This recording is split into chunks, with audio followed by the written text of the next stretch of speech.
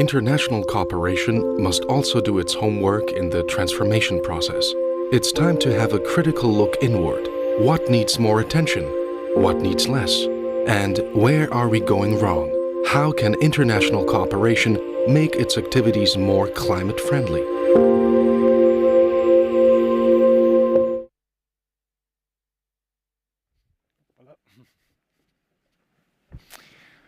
Good morning, everyone. I hope you had a good night's rest and maybe some revelations in your sleep about sustainable finance or efficient energy use. And if not, innovative ideas are sure to pop up in the coming hours, because right now, as we've heard, we want to take a look inward and really think about what we can do better. What can we, the international cooperation community, do to change course and avoid complete climate disaster? And we're going to be hearing from very big names in the community of international cooperation and hearing what they think the community should do better, more of, less of, or perhaps abandon completely. So this is really your opportunity to ask the President of the International Committee of the Red Cross and Red Crescent, WWF's Global Leader for Climate and Energy, the World Trade Organization Director for Trade and Environment, and the youth representative from the 1 Million Youth Action Initiative, an initiative supported by the Swiss Department of Foreign Affairs. So please, we had some great questions yesterday. We've got some big players in international cooperation here today. So please do start submitting your questions. You see the Slido code displayed, so you know how it works. Before we get to this, though, as we want to learn how to improve things, we will hear from people who know conditions on the ground, know how women in particular are affected by the ongoing changes, and the women who have a vision for environmental justice and what it can be.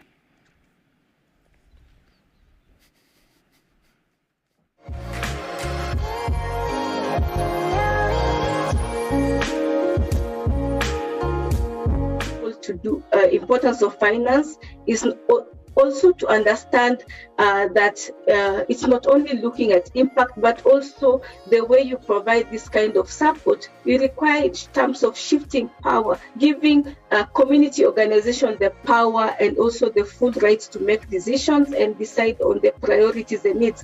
As we understand, communities themselves know what they need to do. They know the priorities they have and the best way to do, and they hold the knowledge, which is important. That the way this disaster was presented, it was firstly presented as a natural phenomenon.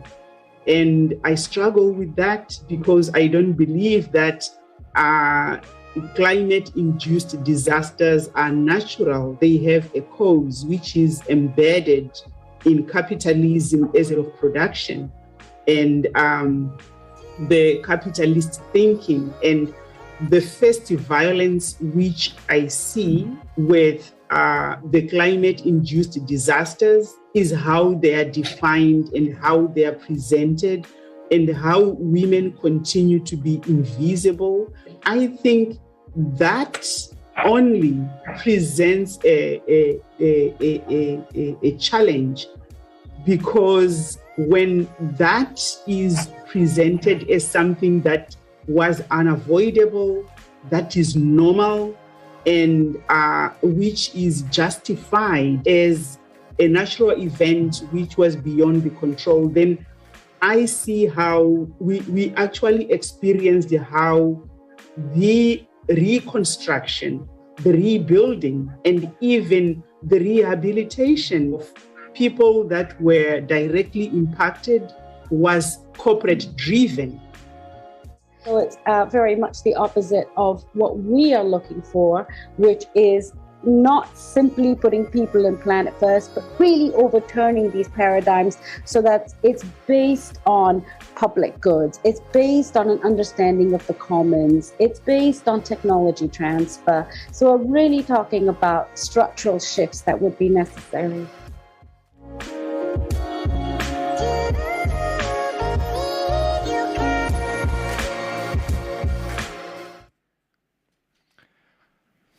And now we are joined by Priyanti Fernando, Executive Director at the International Women's Rights Action Watch Asia Pacific, and Marisa Hutchison, a Program Officer there. This group has close to 30 years of experience advocating for women's rights and fighting discrimination. We've invited these two women to tell us what their organization stands for and what their messages are to the international cooperation community. Let's hear their recommendations and proposals right now. Thank you, and good morning to all of you.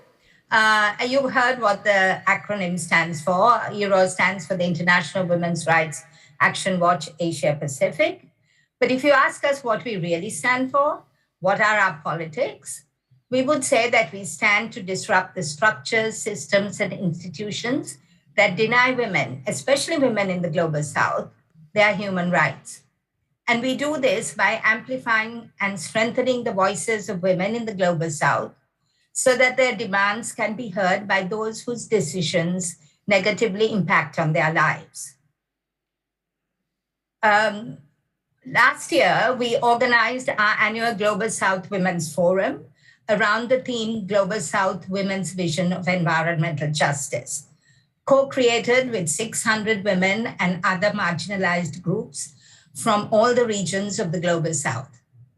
We would have liked them to have been here to articulate their demands, but unfortunately the logistics of such a meeting does not permit that. But you heard from three of them in the video. My colleague Marisa, who is the focal point for all our environmental justice work, and I will share some concrete proposals from these women with you.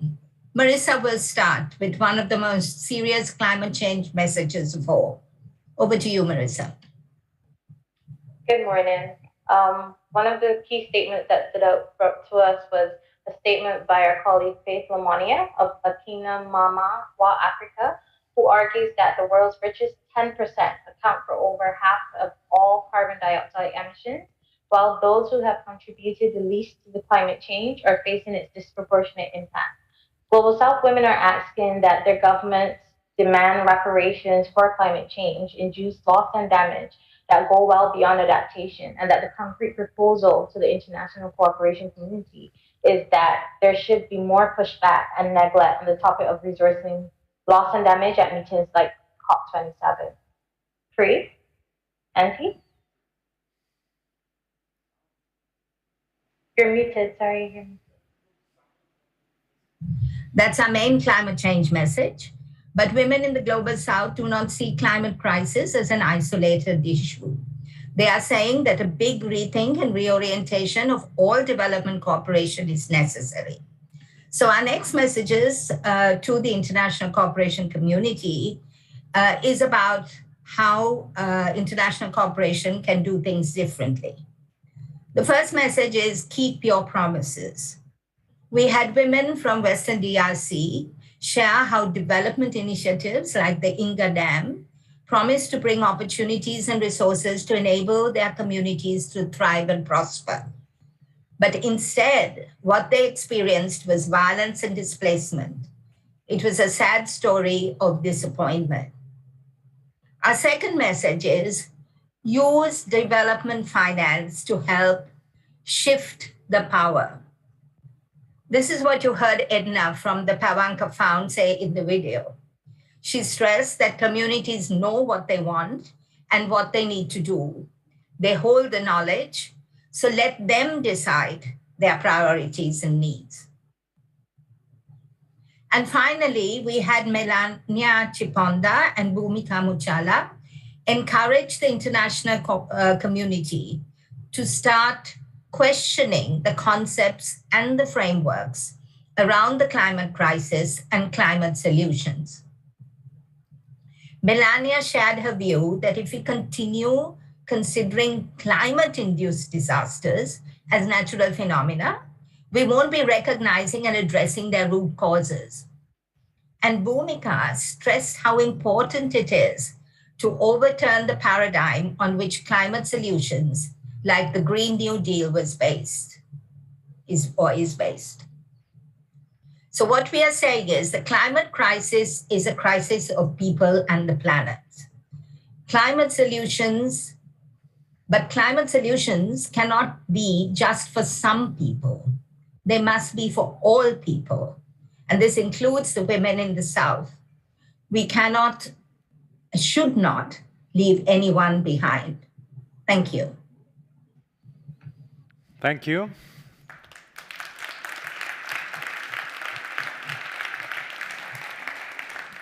Solutions not just for some people, but for all people. These are frank words, and we want to take these directly to the top decision makers in international organizations.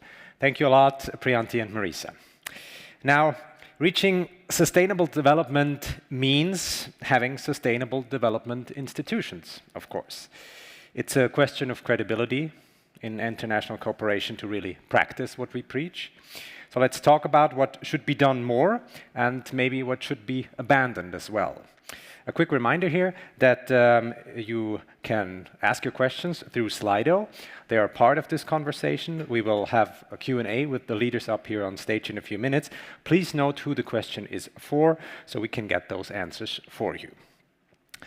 I will now welcome the head of what is probably the most universally respected institution in the world, Mr. Peter Maurer, President of the International Committee of the Red Cross.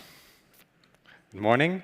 And joining us virtually is a woman leading an institution that, well, puts the D in OECD, so to speak, the chair of the Development Assistance Committee at the Organization for Economic Cooperation and Development, Susanna Moorhead. Hello, Susanna. Peter, I'll start with you. So tell me, what should be done more and what should be done less in international cooperation? Well, I wanted maybe to start with what is our experience as a frontline humanitarian organization. And what we have seen over the last 10, 15 years is a complexification of what is war and armed conflict. And we have seen that we can't look at war and armed conflict as isolated phenomenon. That fragility as it came to us was not only fragility caused by violence, but it was fragility caused by multiple destabilizing trends and factors in society. It's climate change, it's poverty, it's governance issues, it's a whole series of converging trends which lead to those hyper-fragile contexts. For me, one of the sort of statistical phenomenon that I find mind-boggling is that our 25 largest operations worldwide, characterized by armed conflict, are at the same time at the origin of more than 80% of irregular displacement in the world.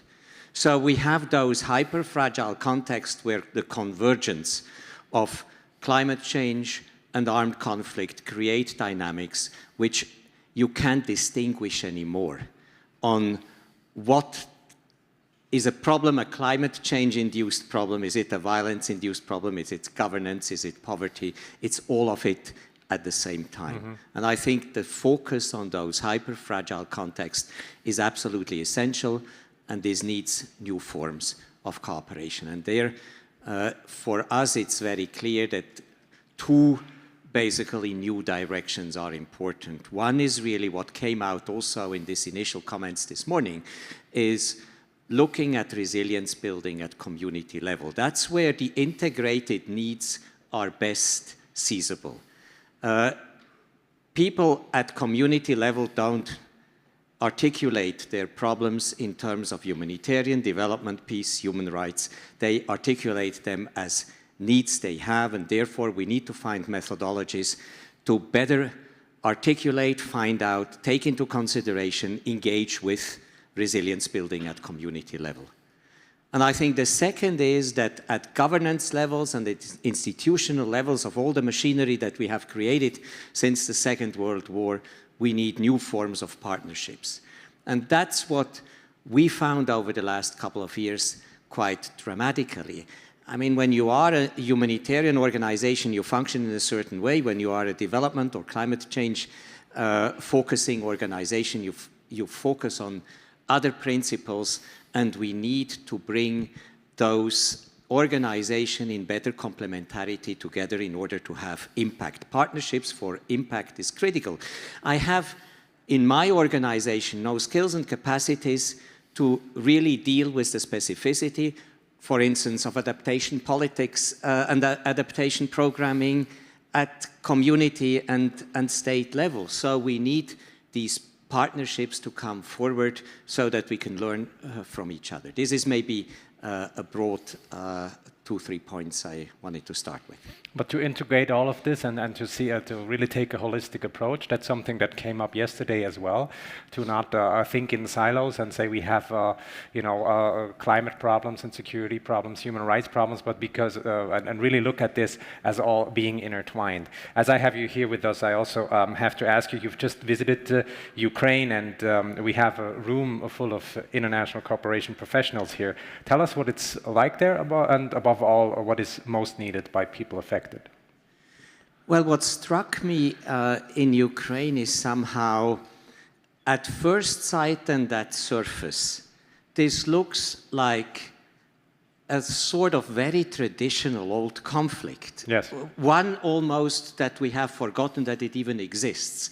Over the last 20 years, all our attention has been with fragmentations in society, with armed groups, with hyperfragmentation, with unclarity on where the sovereign state is, and the sovereign state was just one actor in a multiplicity of armed actors, while Ukraine-Russia looks like first-hand, almost 19th and 20th century conflict. It's between two states. The Geneva Conventions are applicable. You have 10 issues which you take out of the drawer and which are the issues you need to deliver on. It's the protection of populations, it's prisoners of war, it's the civilian internees, it's the conduct of hostilities. All these things ICRC is used to deal since the world wars of the 20th century. Mm-hmm. And then you see that this reality is a completely different one in terms of impact on populations. You have urban warfare, massive warfare in industrialized zones, close to nuclear power plants, close to biological and other production sites, which are characterizing for a modern industrial society, and then warfare with massive destruction in urban areas, in industrial areas, in developed society, creates a completely different conundrum that we are dealing with. It's not the link between poverty and war, which is first and foremost central. The war hits a 21st century society which has massively digitalized and where needs now come to us in a completely different framework. And then, of course, you have seen it's also a society where misinformation, disinformation, hate speech becomes core of the warfare in the society and in the warfare. And this is, of course, a completely different scale and dimension that we are dealing with.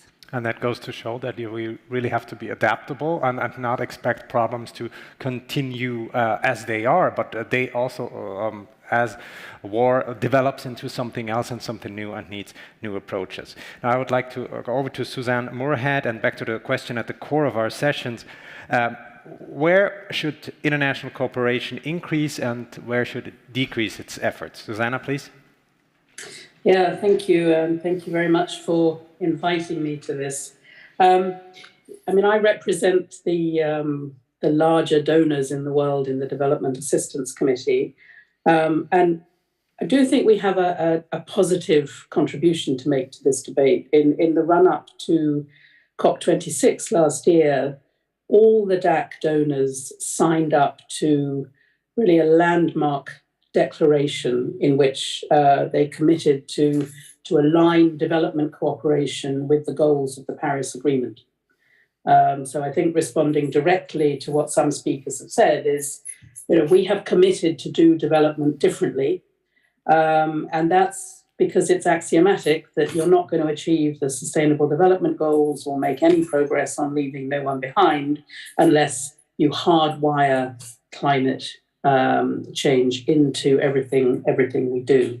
I mean, as a footnote, I would say there's only so much that DAC members can do. We need governments, we need civil society, we need emerging donors, everyone to pull in the same direction on this. And we're working hard to promote lesson learning and conversations to see how we can do better. Let me just sort of pull out a couple of highlights of the declaration. And if the technology works, I've asked my team to paste it into the chat. The first thing is a recognition that collectively we have not done nearly enough on adaptation. And I'm delighted that some of the small island developing states are represented here, because this is not theoretical at some point in the future for you. This is happening now.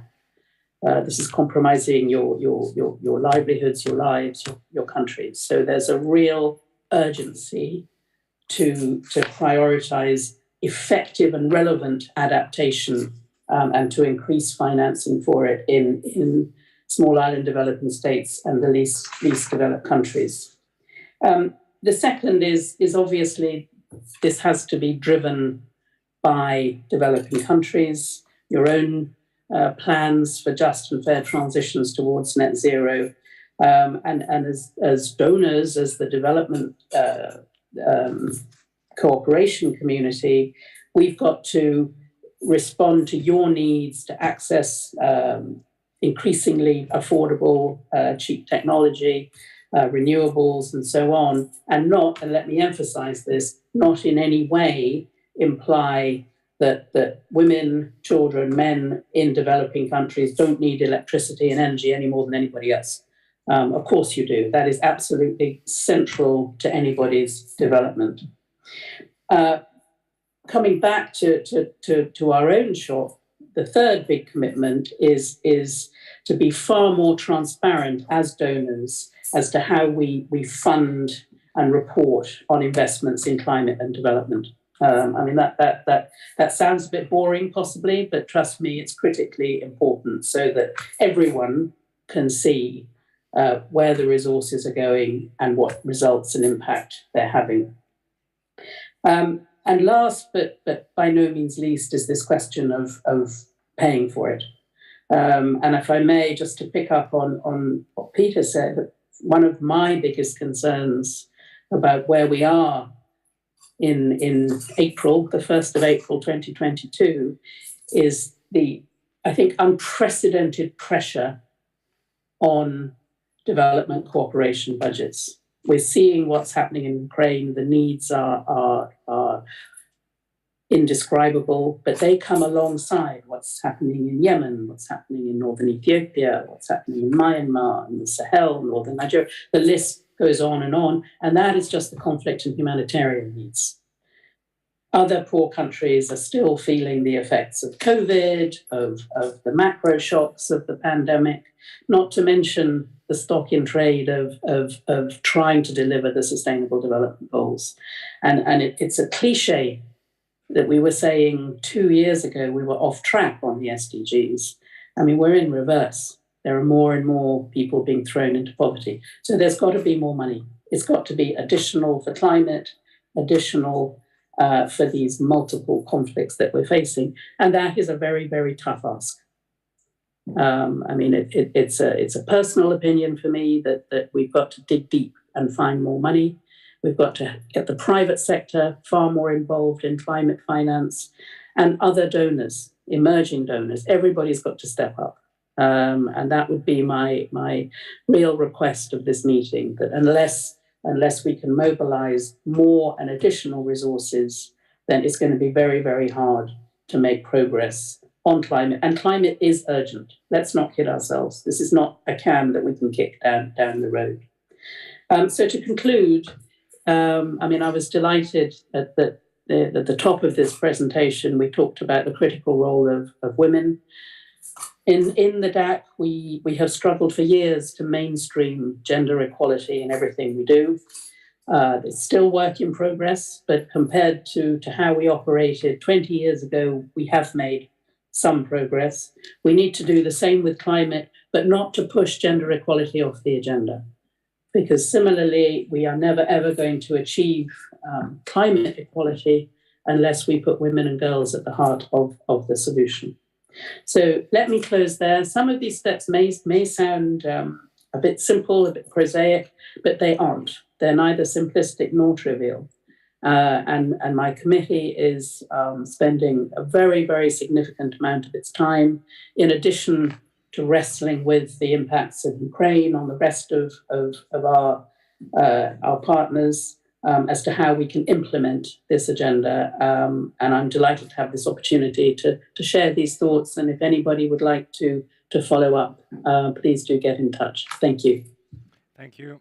Thank you, Susanna. I don't think these steps were simple. They were very clear, but very urgent, especially what you said about funding. I want to also get to the audience questions here.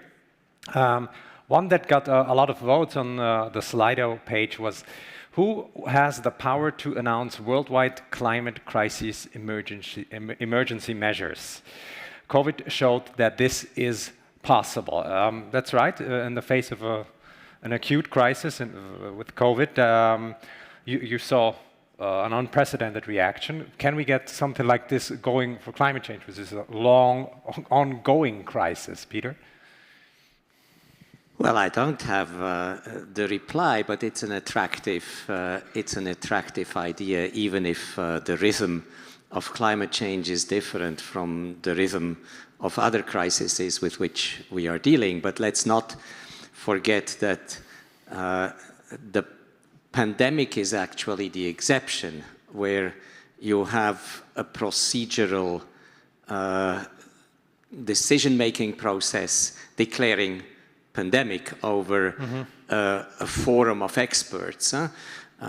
All the other things remain in the area of contested political statements that are coming forward. And I would guess that as complex as it is to declare war or peace, it will be very complex to declare climate crisis just like that without having solid processes, and we are far away from having agreement on these issues. Indeed. So we have another question. Is the project approach used by most? I think you now just you skipped that question and I can't read it. I'm just going to read the next. We heard a lot about a technological change. How do you address the necessary behavioral change, Susanna? I mean, it's really a mindset that needs to shift. How do you address that? Yeah, I mean, I think it depends whose behaviors you're talking about. Well, so I mean, I tried to sketch out how DAC members are trying to change their behavior, but I think the key is for partner countries to take the leadership on this. And I mean, that is going to be a combination of governments and civil society, and to come up with a plan that they want everybody to fall in behind. I mean, the only way that you're going to shift the dial is if there is, you know, a single plan or program that everyone's working to. And I think the second thing is, you know, for all the crisis, the doom and gloom, there are some real rays of light. I was going to say sunshine, but that may not be quite the right term. The cost of renewable energy is falling very, very fast. I mean, the technology has the potential, I think, to be transformative. So it's a question of harnessing those opportunities and making sure they get to the places they're not getting to at the moment. And the behavior change really comes down to, I mean, as Peter implied, I think that this is no longer a nice to have. This is not something that you can push onto the back burner. And that's, you know, all of us, not just one or two very powerful institutions or individuals, have got to keep on putting the pressure on governments and citizens to say that this is an existential threat to all of us, and particularly those in small island developing states and least developed countries that are already facing daily the consequences of climate change. Peter? Sure. Can I add something to what Susan has mentioned before? Because for us, it's quite essential as well, and I wanted to emphatically support what she said with regard to financing. I'm convinced increasingly that we still have too much sort of humanitarian financing drawn into hyper-fragile contexts, but not really massive stabilization financing coming to all the problems that are compounding themselves. So we need more, we need different, and I think we need different methodologies also to spend. And I have been critically aware in humanitarian financing that the yearly mechanism of just keeping people survive over long periods, that's what humanitarian budgets do, is really quite nonsensical.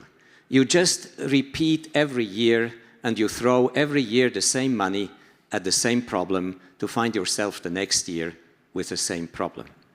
And I think we can't get out of that cycle if we don't have different and more financing which addresses some of the complexity of fragility in which climate change, development, governance, and humanitarian issues are converging. And I think that's, of course, at a certain moment and for the weakest, spending money in order to prevent the worst. But it has to be also investment in order to have impact. And investment money is different type of money, but it has to be drawn into those hyper-fragile contexts. Susan rightly said adaptation has been underprivileged and under-attended. And I feel critically in those 25 humanitarian crises of the world, which produce 80% of the problems which we are confronted with, that adaptation money is inexistent, while climate change is a predominant problem. And I think this is one of the discrepancy we really have to work on. And Susan is really right, and I experience it from the front line of crisis, is that this is the gap to bridge.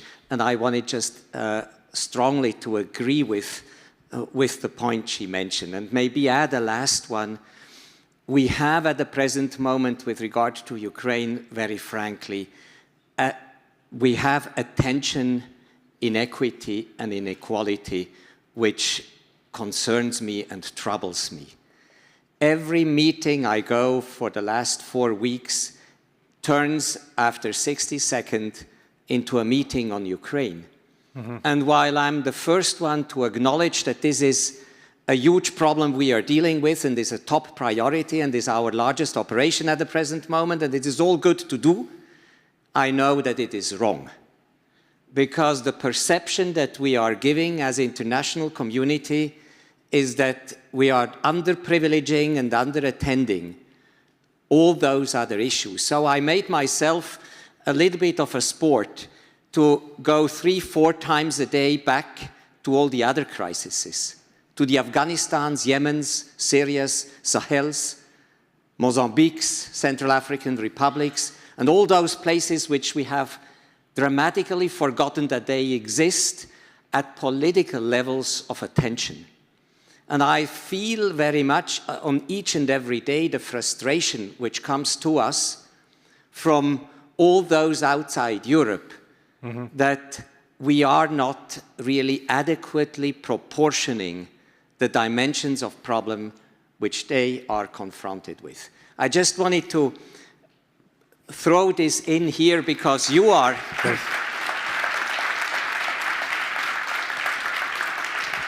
I think you are representing that community, and you also need, probably, if I may say, more aggressively to come back to the stage and ask for attention and for proportions and facts on needs and problems. Thank you. Maybe also, it's a really important point not to just look at the latest fire, but not forget about other fires. And as you said, what comes to funding, maybe to use that for fireproofing in the first place, so that we don't end up with the whole world burning. Thank you, Peter. Thank you, Susanna, for your important points. Thank you.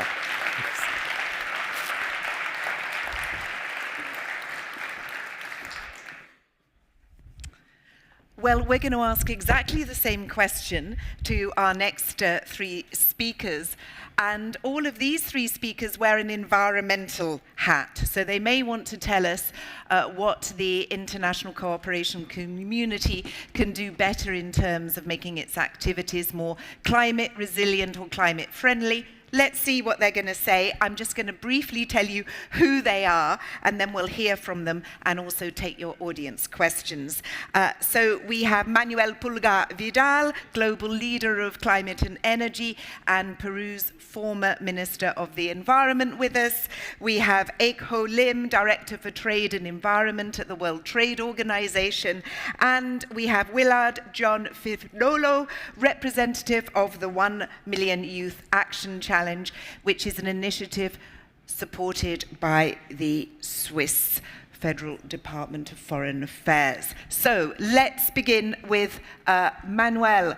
What should we do more of or less of in terms of making activities more climate resilient? Sure, thank you. Thank you very much for this new opportunity. So let me start by saying that one key principle for international cooperation it is to make it more cooperative, more systemic, and more integral.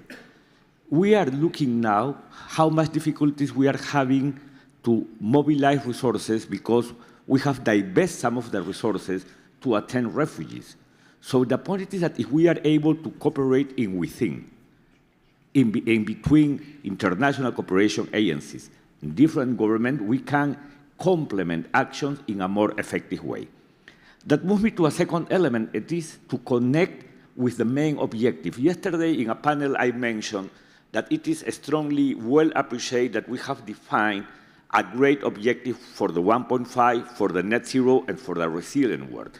So if we keep that as a clear vision for our international cooperation action, we could or we will follow well our actions and make progress in that sense. That moves me to a third element for me key, and somebody virtually said it. The principle for the climate debate, it is don't leave anybody behind. That is key. That is a key element for the cooperation. Some days ago, we heard this big discussion about nuclear and gas in the European taxonomy. And I was wondering, when we talk about nuclear, how affordable it is nuclear for the poorest countries of the world, when we know that just 31 countries in the world have nuclear facilities. So the point is not only about nuclear waste, the point is that is an affordable source of energy for the poorest country to don't leave anybody behind. So those are kind of things that we have to adopt. A couple of more things. We do need to recognize the limitation that we are suffering to adapt and to move the world into resilience. The Working Group 2 report of the IPCC has mentioned governance, political limitations, institutions, among some others. So those are the elements in which we should focus on. I think that it was you, Peter, that mentioned convergence. We have to converge our objective, nature, climate, and health, at least, and the economy for sure.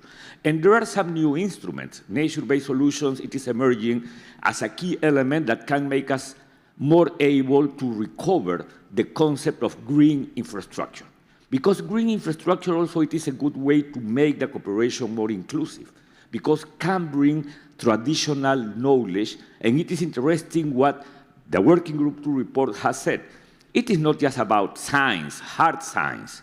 It is also about traditional knowledge. That is the science that we have to recognize to move our work into adaptation.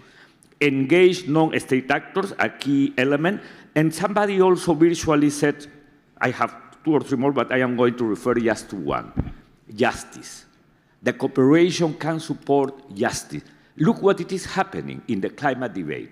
And this is something that I am used to saying to many corporations. Look, friends, we have adopted a system that it has been developed in a voluntary basis. So we are pushing you to have clear climate claims.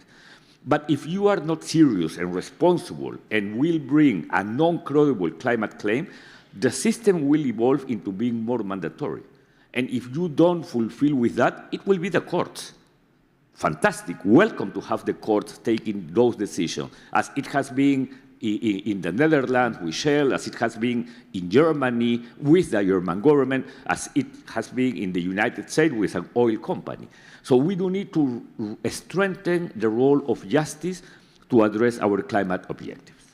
Thank you very, very much indeed for this just transition. Let's now hear the thoughts from the Director for Trade and Environment at the World Trade Organization. Please. No, thank you very much. Good morning, everyone.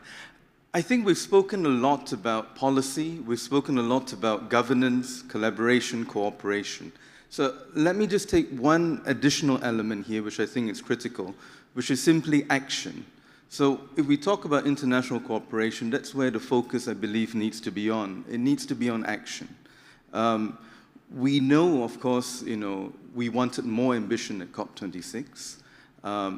We didn't get quite there, but we did get something. So that's where I think the international community really has to be focused on, really focus on implementation. And when we talk about implementation, we need to get very concrete. And we need to think about things like carbon markets need to be improved. We need to disseminate very widely clean and friendly technologies, as well as reduce their costs. Supply chains need to be decarbonized. Climate harmful subsidies reduced, if not eliminated. And we heard already this morning the need for adaptation, which talks about essentially about climate resilient infrastructure. So there's a huge agenda here for action. And it's in these points of action, which is where I think the international community can do all of the things that all the speakers have said, that don't work in silos, work together. It's not just trade, it's also finance, it's also development, it's also humanitarian work, and so forth. Do we have that coherence today?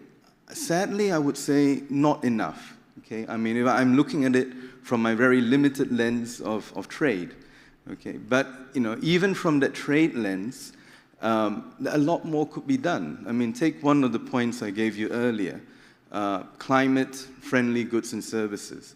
Reduce their costs, disseminate them widely. How do you do it? The main channel will be trade. It will be about using supply chains. What is obstructing us from doing this? It's, again, very usual trade policy concerns that are out there, and these become into things like tariffs, non-tariff barriers. I don't wish to get technical, but just to say that these things do exist.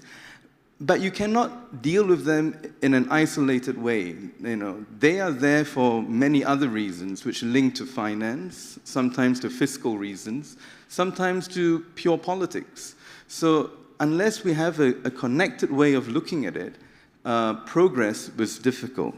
But I don't wish to cast too much of pessimism on this, because I think the agenda is developing, it is evolving.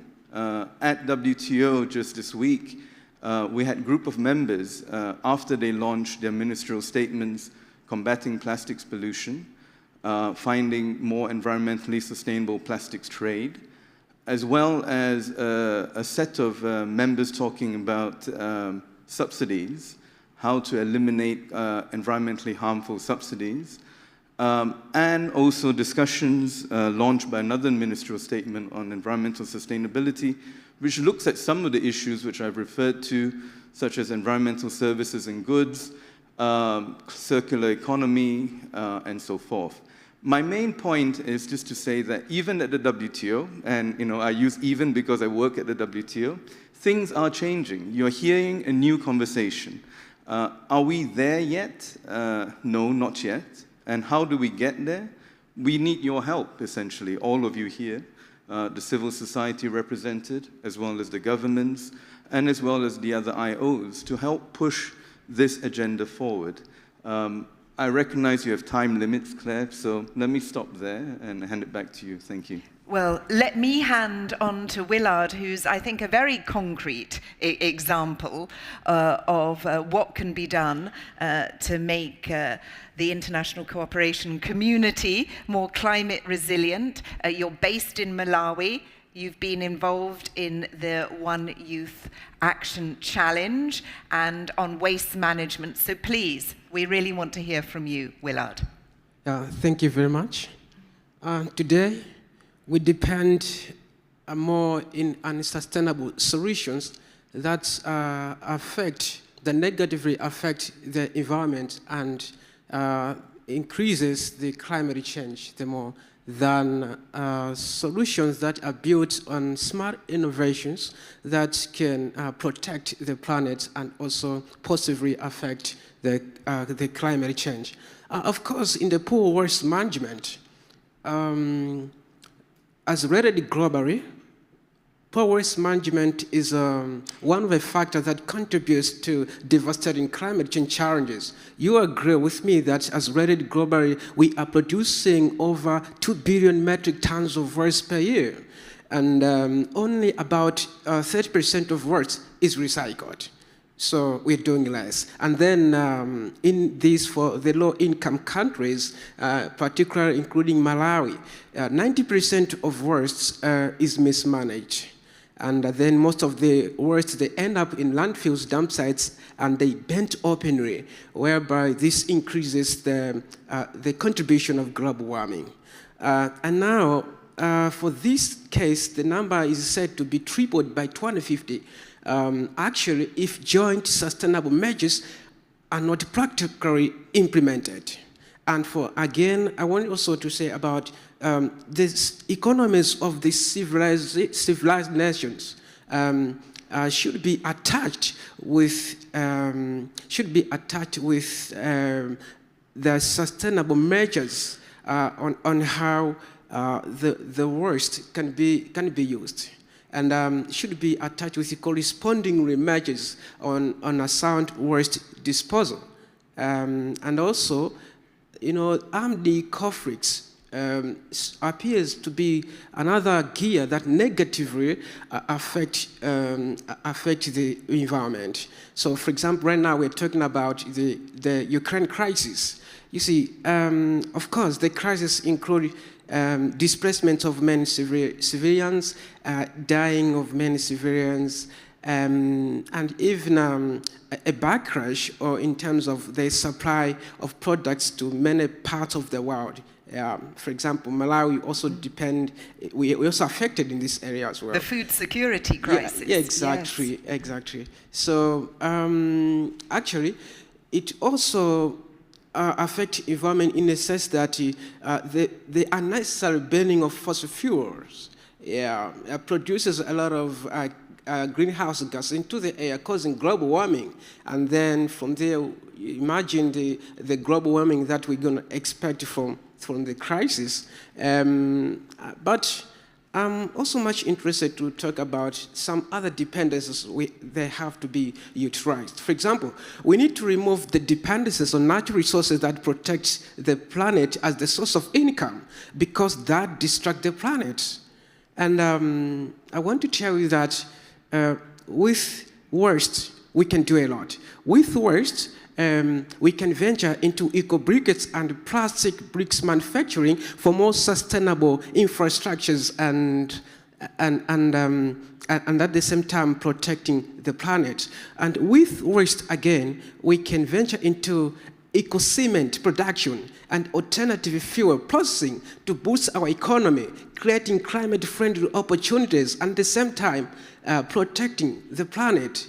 So that's what I want to say. But lastly, I'm also interested to talk about other dependencies in a single nation as only source of products, experts, processors needs to be minimized, because we have to think creative. We must share the requirements so that together we can become creative nations.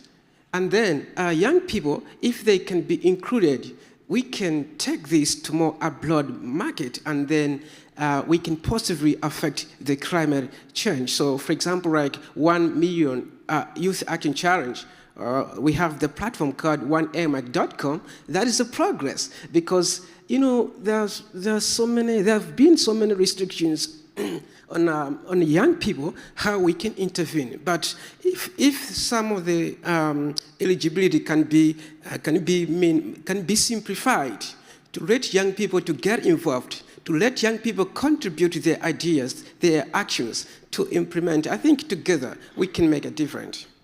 Thank you very much, Willard, and I'm sure your remarks resonate with the people on the panel and in the room. We've got lots of questions. Now, the first one, which is a very good question, we talk about gender equality and there's not one woman among the panelists. Let me just explain that Ike Ho very kindly at the last moment deputized for the Director General of the WTO, who we know is a very powerful woman. So I'm sorry, we've got Ike Ho and not the Director General, but I think that many of you will have agreed that he made a great contribution about the importance of greening trade.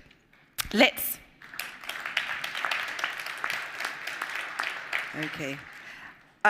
Next question. One of the key tools for tackling climate change is pricing carbon through carbon taxes.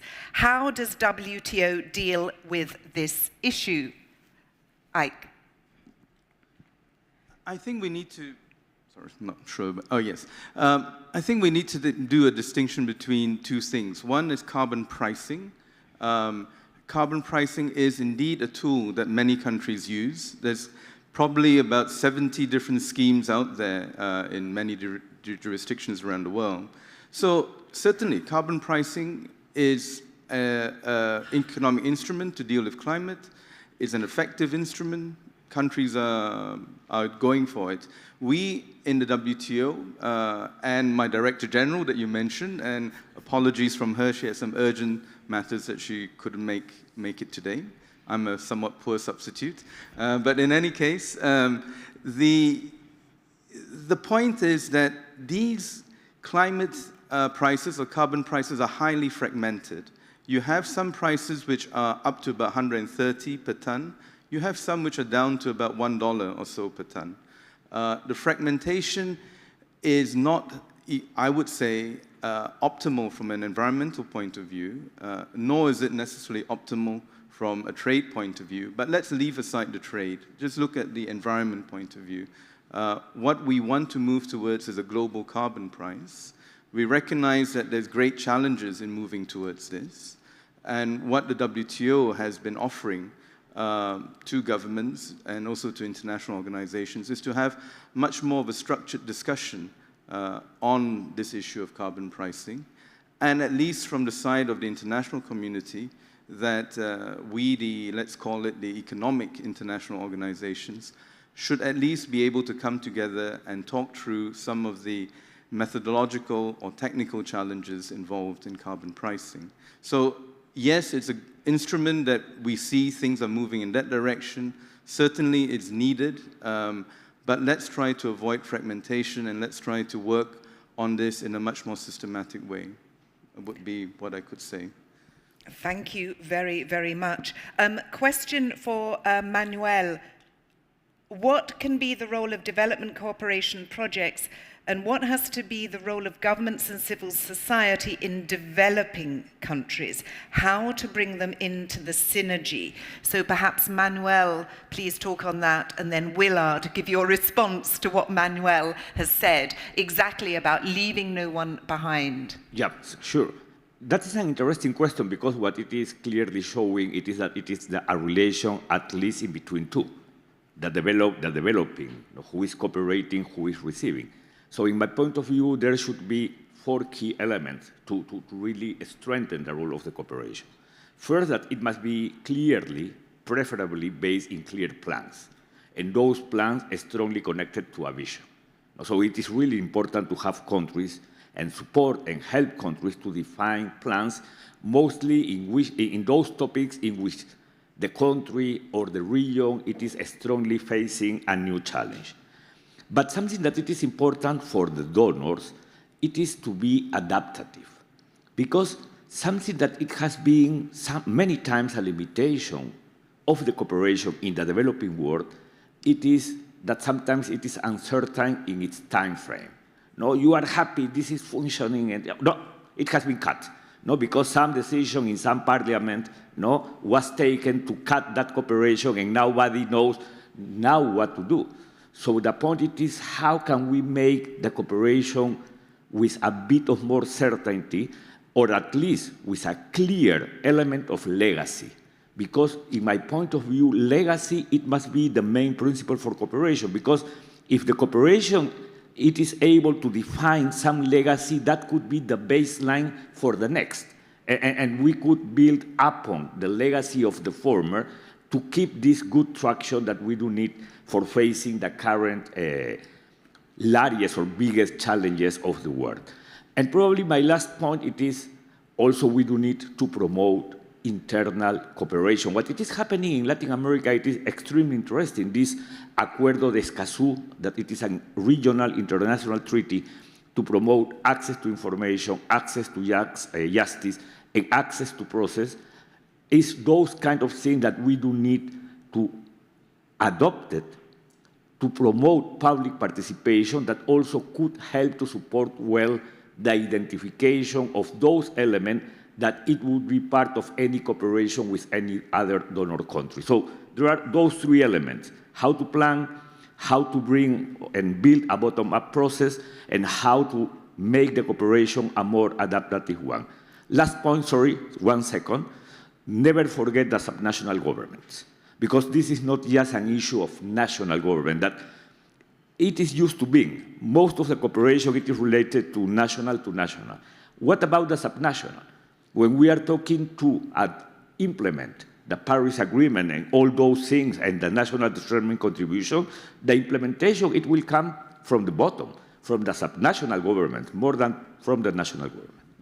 Absolutely. It seems that, of course, it's a bottom-up, listen to the communities. Willard, please, your response and answer. Well, additionally, I think development cooperation projects needs to invest much in practical implementation. Yeah, because, for example, in most of low-income countries, we are producing a lot of works.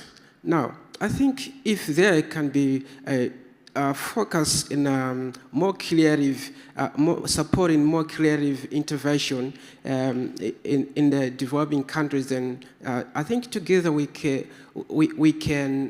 minimize, and as we are minimizing, we can create more opportunities for the people. I think that is more important. I once thought about creating climate-friendly opportunities. So, you know, in most of the developing countries, it's like there is low employment.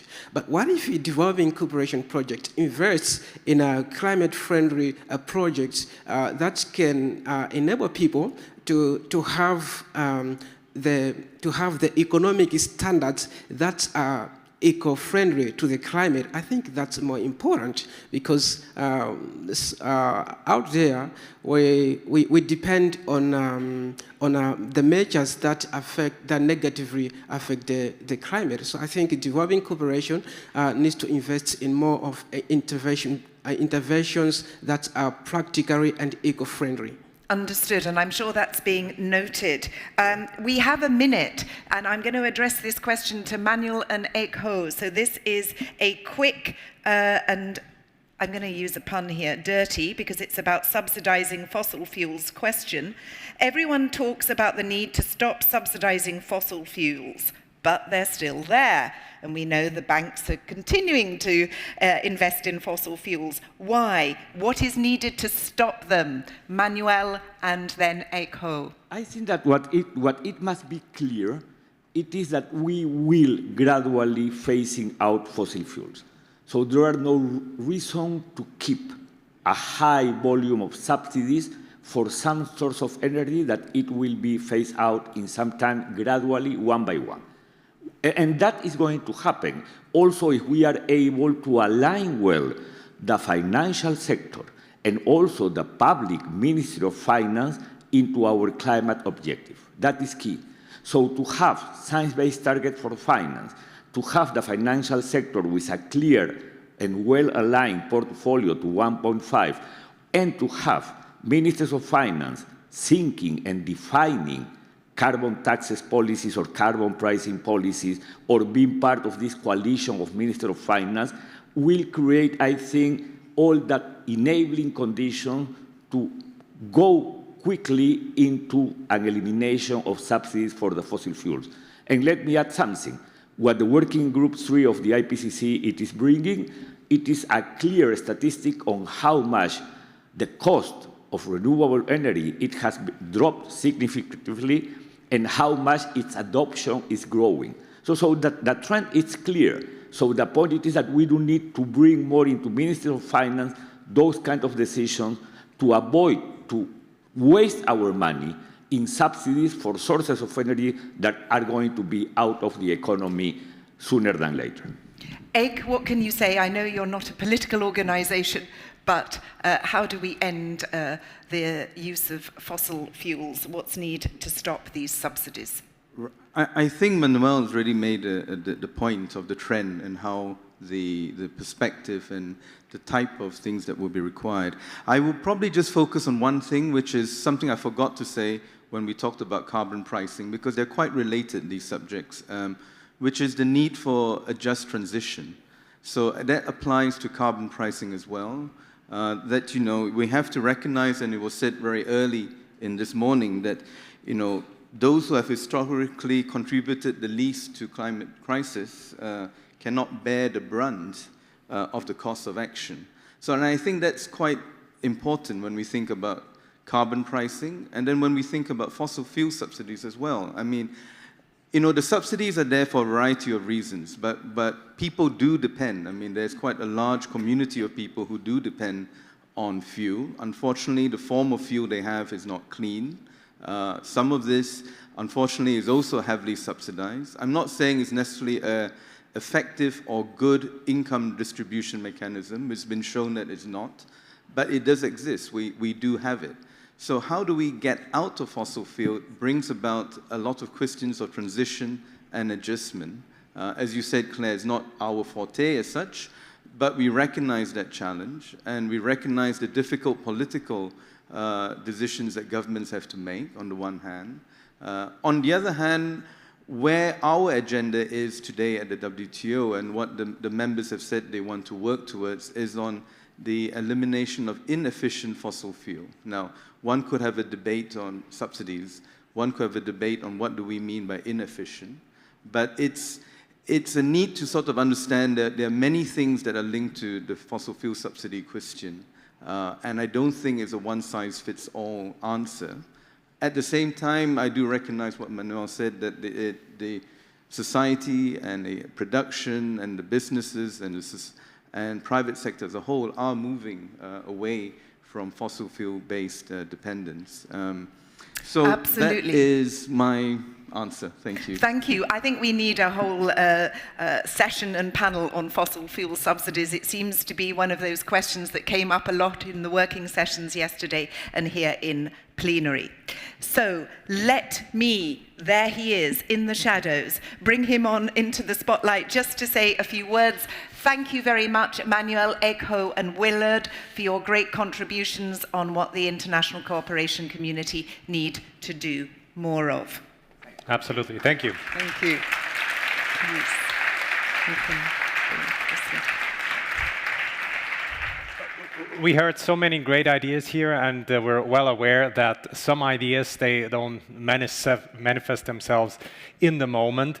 They come to you later on, and this is where our knowledge wall really comes in handy.